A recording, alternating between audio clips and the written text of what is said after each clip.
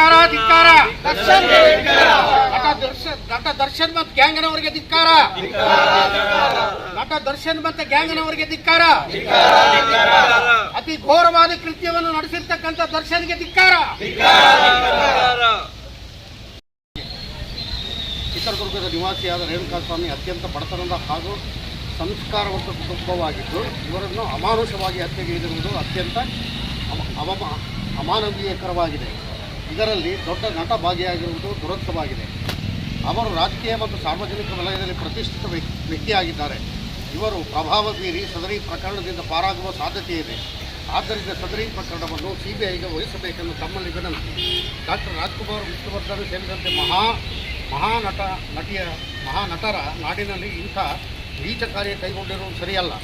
ಸದರಿ ನಟ ದರ್ಶನ್ಗೆ ಸಹಕಾರ ನೀಡಿದ ಎಲ್ಲ ಸೌಲಭ್ಯ ಮತ್ತು ಪುರಸ್ಕಾರಗಳನ್ನು ಹಿಂತೆಗೆದುಕೊಳ್ಳಬೇಕಾಗಿದೆ. ವಂದನೆಗಳೊಂದಿಗೆ ತಮ್ಮ ವಿಶ್ವಾಸಿಗಳು ನಾಗರಿಕರು.